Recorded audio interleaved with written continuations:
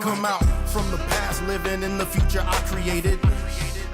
Now, own an air minute, I'm in it a G.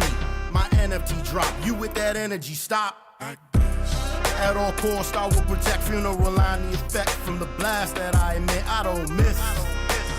I'm unfolding, rise up, king. I'd rather build or destroy. Welcome to the Joe Pavich Podcast. You can find me on Spotify, Apple, YouTube, or the JoePavichPodcast.com. Want to be a sponsor? Who knows? Speaking of sponsors, I got my buddy Giovanni Matita here today. Be Your Gift, sponsoring the event, Matterhorn Ivy Showcase. Giovanni, man, great to see you. Joe, thank you, man. Good to see you, and always fun to support you. Yeah, thank you, man. Hair looks good today, by the way. Beautiful. Well, if you're going to come on the Joe Pavich show, you better bring it. When you're Italian, you say good hair. Yeah, good hair. Good hair. Yeah. Good hair.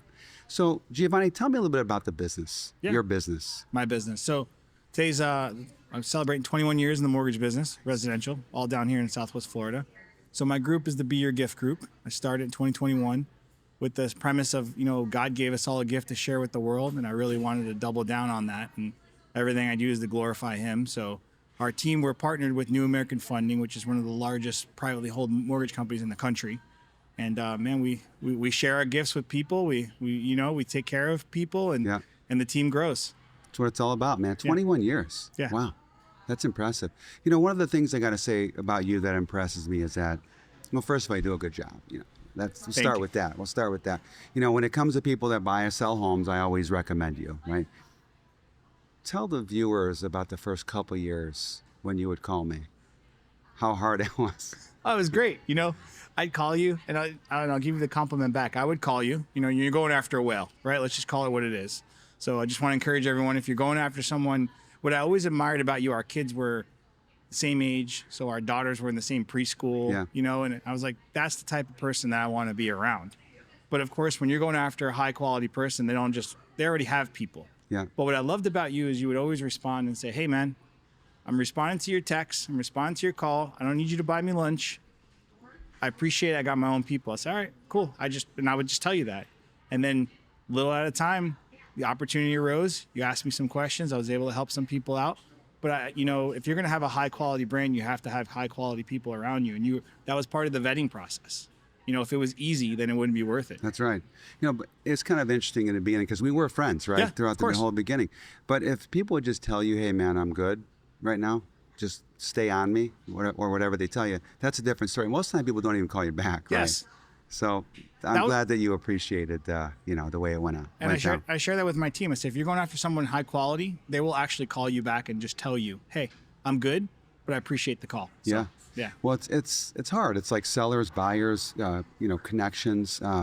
You always take care of the people I send you. You do a good job for them. So that's what it's all about. So let's talk a little bit about the business, right? Because a lot of my shows aren't really geared towards real estate. They're geared towards people, relationships, struggles, whatever. So the market today, right? This is the highest rates you've seen in your career. Correct. Today. Yeah, well, we're a little lower because the 8s I've never seen 8s before in 21 years. Now we're in the, I'd say high 6s, low 7s. So yes, it's the highest we've seen. But, I really think it's a huge opportunity right now, but everyone has to have a mind shift. It's a great time to negotiate. Yeah. It's a great time to negotiate as a buyer. Hypothetical, okay? Buyer comes in, they want to spend $500,000, right? The rate's 7%, that's $35K a year in interest, right? Mm-hmm. Principal's probably another 7. So, it starts to add up pretty quickly for a $500,000 house. If you look back when you're in your first year of mortgages, right? You would buy a home for $250. The rate was 3%. It would be, 12, 13 grand a year, $1,000 a month. Yeah. Right? It's amazing how things have changed, evolved over the years. And I remember them talking about, the dollar, right? Over time, how it would change and weaken through the years. But it is kind of amazing. I am still amazed that people do get those mortgages because they're high, right? Yeah. So I know a lot of the different programs you have, you always tell people, you can get the rate down, you can buy it down, you can refinance it. Let's talk a little bit about that. Yeah, I'll also tell you this: people are making more money. It's of course the inflation. We can get we don't get sidetracked, but they're making more money now. The ones that do have that are still employed. But a strategy we've been using, the builders, just really you follow where the money's going. The builders right now, they're spending anywhere between 5 and 6% of their sales price to buy the interest rates down. And that's why these, inventory homes, they could advertise low rates, 499, 599. Yeah. The builders are taking money from the profit. So what I've been sharing with my realtors and clients is negotiate 5-6% towards closing cost, and you could buy that rate down, and now you've achieved the same thing. Yeah. So it's most people don't get it. I know you get it. That's why it's I recommend everyone working with high quality agents. Yeah. And you, because you could negotiate right now. Yeah, for sure. And getting the rates lower, right? I mean, even sometimes now, is it better to buy the rate down or to wait until the rates drop and refinance? It depends. I just talked to someone on the way here, and they're buying their first investment property, and it sounds like they need a lot of write-offs. So she's not interested in buying the rate down. She almost wants to pay more so she could not pay Uncle Sam. If it's going to be your primary home and you could negotiate that, great. It's every individual is different. So we have some really neat software that I'm able to demonstrate and show everyone. And sometimes it's a $200 savings, and that $200 may be everything to that person, or that they might say, for the $200 is not worth it to me. It's all about presenting the options. Yep. I remember looking back at my first home I purchased. I went in for a listing appointment, and I thought, wow, I'd like to buy this place. Yeah. So it was $167,000. Beautiful. And I remember I wrote down my bills on one page, right? Credit card, car payment, insurance, or whatever, right? And I thought, man, I got all these things. I have to pay it off, right? To get ahead. And all my friends were refinancing the homes because the market spiked in 07. It went from 167 to like 350 overnight. And I was afraid to touch it, right? Yeah. Because I didn't want to even open up an equity line because Sure. I didn't want to end up like, a lot of people did. And man, I did open up one, but I opened it up late, too late, right? As the market was already kind of on its way down.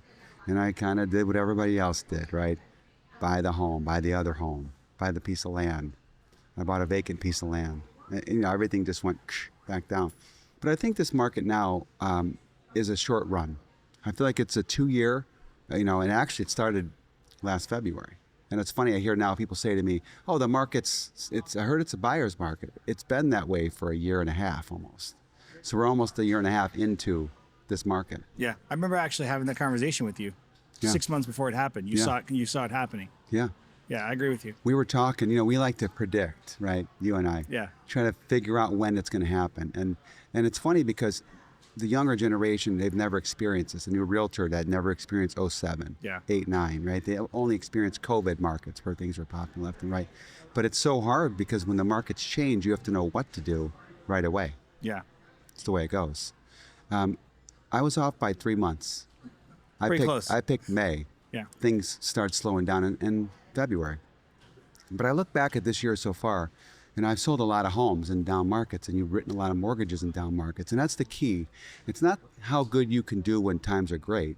It's how good you can do when times are bad. Yeah, absolutely. I say right now you need to work with someone that's in the market, especially locally, that knows what they're doing, that knows how to negotiate. Anyone could write a mortgage and anyone could write a contract, but knowing how to negotiate, knowing how to put deals together that benefit you. Yeah. I could show clients, hey, this is the best way of doing this, and then they'll say, I've never heard of that before. Yep.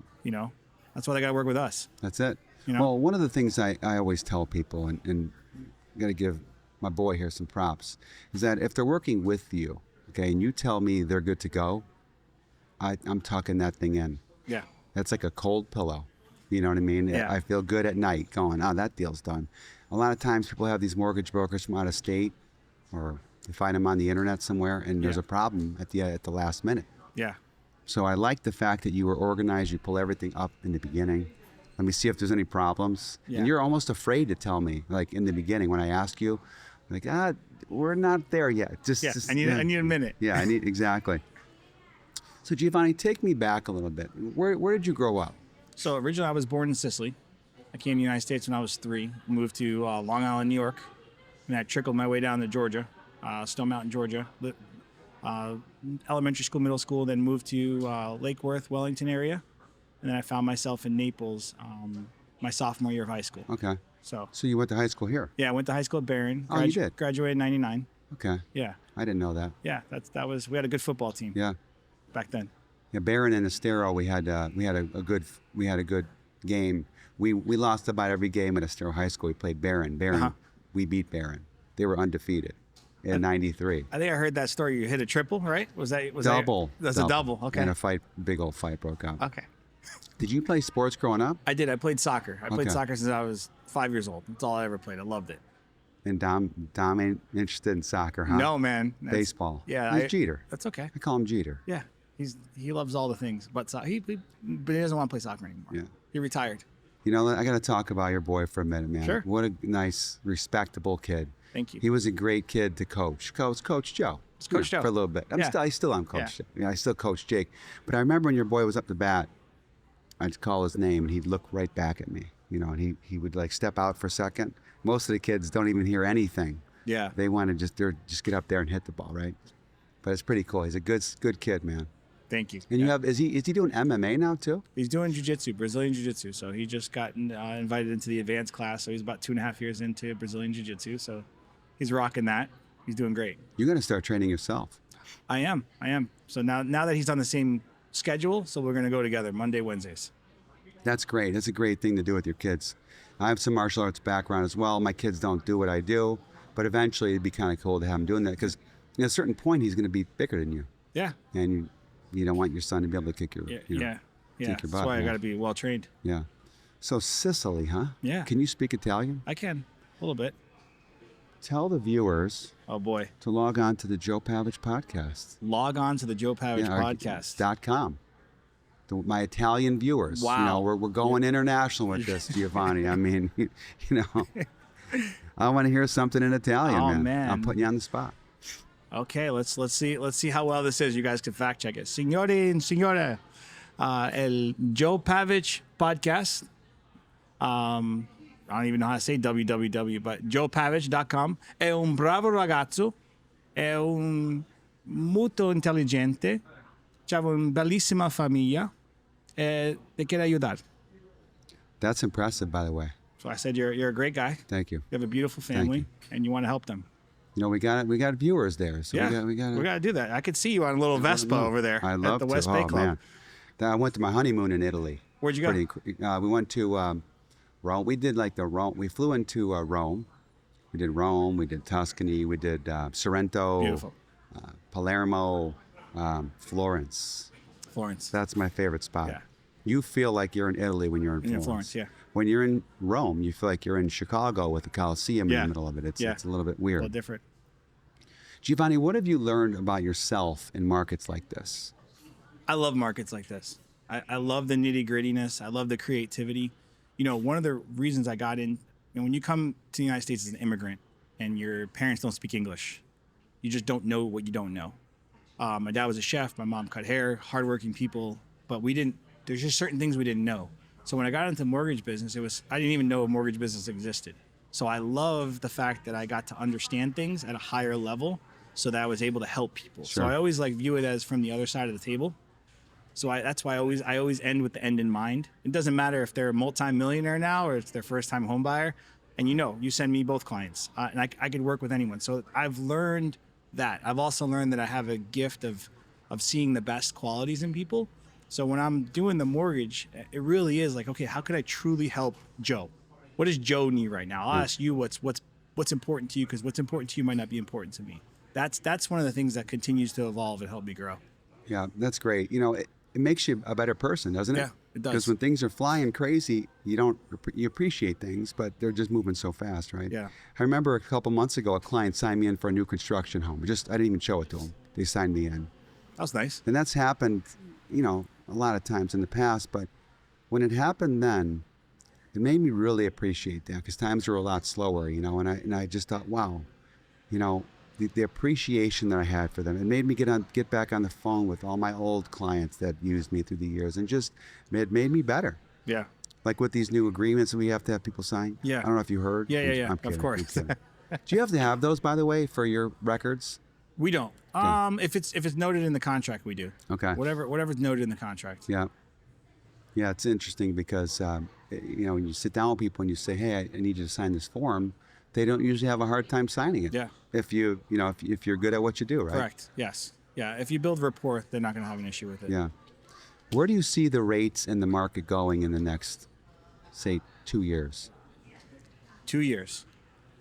Well, I'll tell you this: nothing since COVID has done what it's supposed to. Typically, when we go into a trade war, like we're in currently, rates drop. Last time we went to a trade war with China in 2018, rates dropped into the high threes. Yeah. Complete opposite happened this time. Rates will eventually come down. The market will slow down. Recession will happen. Inflation will come down. So that's why I'm telling people, if it makes sense, negotiate the best deal you possibly can right now in buying a home, and then we'll refinance you later. So should there be a 5? Yeah, probably. Maybe a 4, I don't know. But I'll tell you this, in January 2020 and February 2020, rates were between 4 1/8 and 4 1/4. Yeah. If we can get back to that type of stabilization, that would be awesome.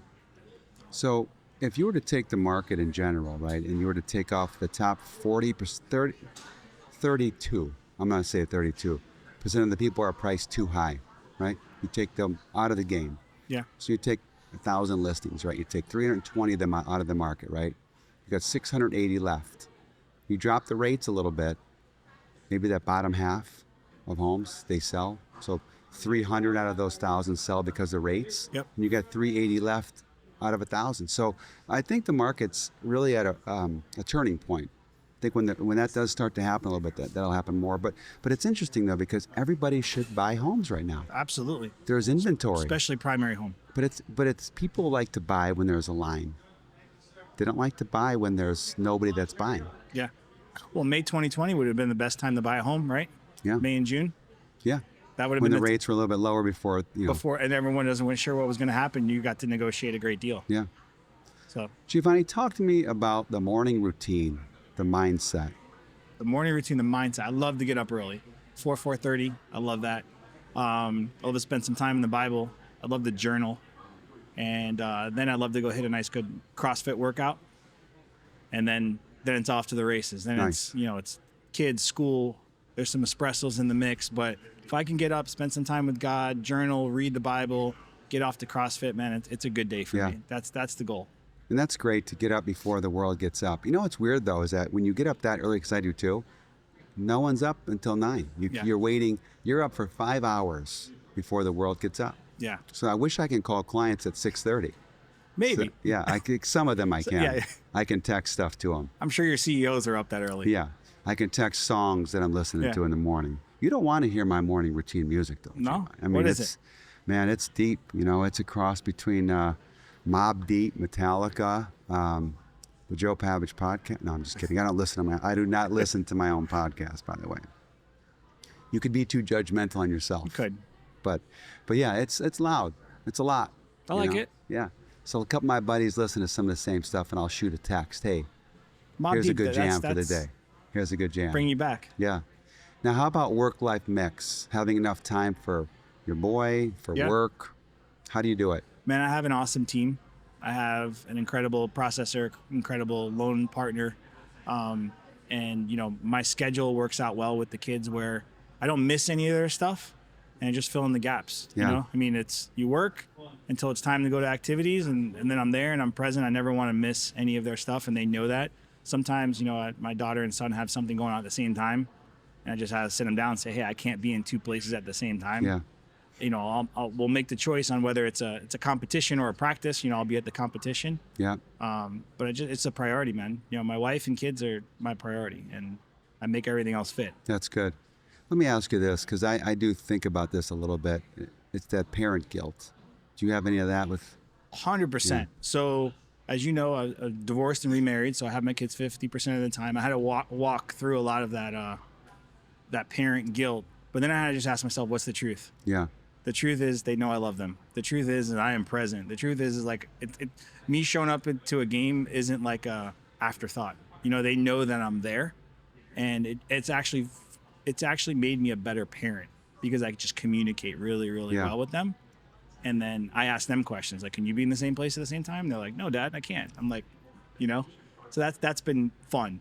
It's amazing because seeing you as a dad, I've seen you with your kids. You're a good dad. And you still have parent guilt. which is amazing, and I do too, because you want to be everywhere at all times. Yeah. And you can give everything, but you always want to give more, Sure. which is just the way it goes, right? Yeah, of course. Can you turn the switch off at night? Shut it down. Most of the time I can. And you know what? When you brought up that time, 2008, I learned how to shut that switch off. Yeah. Because that was a lot of sleepless nights in 2008. I just learned this prayer like, hey, God, I need you to shut this down so I get some sleep. Because there's nothing I could do at 11, 12, midnight, So I try and avoid things that will keep me up at night, if that makes sense. I'm sure I know you do too. I do too, yeah. Well, you try to grab thoughts. You try, if you have a clear mind, you try to grab what's wrong. You try to think of a deal that's going bad, or you shouldn't. Yeah. Just have a clear mind. Yeah. Give me some words from the wise for the younger generation that wants to become successful. Stay in the truth. Whatever the truth is, be honest with yourself. Find someone that is excelling where you want to excel. If it's real estate, reach out to Joe. If it's mortgage, reach out to me. If it's a good dad or a good mom, reach out to them. But do not take advice from someone you wouldn't trade places with in that specific area. If someone's really good with their money, ask them about money. That is one of the greatest things that I've learned. I only ask people at a level that are doing something at a high level that I would want to learn from them. Yeah. And that's not going to be the same person. But that would be the best thing I could ask. And ask them, because I promise you, they were once you, and they would love nothing more to share that. What don't you? I mean, if someone comes up to you, 18 years old, and they ask you, you're like, I respect that. Yeah. And it's a lot of it too is ego too. It's like, I'm not going to ask for help. Sure. Because if I ask for help, that means that I'm weak. I'm not. Yeah. But it's all about that, right? Forget about the ego. The message from today is really about that. It's about put the ego aside. Yeah. Reach out to someone and ask them for help, or ask them how they have gotten to where they've gotten to. People do that with me sometimes, and I will grab a coffee with them, because I'll never be that guy. Yeah. Right. The guy that's sitting there and he wants to be intimidating. The look, right? You want to be this normal guy. I gotta tell you this quick story. There's a lot of great things that I've watched you do, but when the kids first got on the same t-ball team together, you went over and you said hello to all the parents. Like, I love getting to see you on that, because you're just Joe. Yeah. Don't talk to me about real estate. That's right. I'm here to see my boy. Yeah. Nice to meet you. I love your humility, man. Thank you. I really do love your Appreciate humility. that. Don't ask. Yeah, just let's talk about your kid's swing. I'll tell you about how good your kid's doing in baseball. Yeah. Right. But thank you. I appreciate that. Yeah, man. Really great to have you here today. You're a good friend. If you guys don't use Giovanni Matita, you should, because he's a good guy. Does a great job. And there's always other brokers out there. They can probably find a cheaper rate online by an eighth of a point. Sure. But then there's fees tacked in there that they're not aware of. You know how it goes, right? Of course. People can always find someone to list their home. Yeah. But they're not going to get what we can give them. Yeah. So, but I appreciate you. Tell the viewers where they can find you at. Easiest way to find me is Giovanni Matita on Instagram. Just look me up, and I'd love to connect with you. Thank you for watching and listening to the Joe Pavich podcast. You can find me on Apple, Spotify, YouTube, iHeartRadio, pretty much anywhere where there's podcasts. Also, the JoePavichPodcast.com. Some merch, episodes, things like that. And thank you again, Giovanni, for being a sponsor of this show. I appreciate it, man. Thank you, man. Rise up, king. I'd rather build or destroy.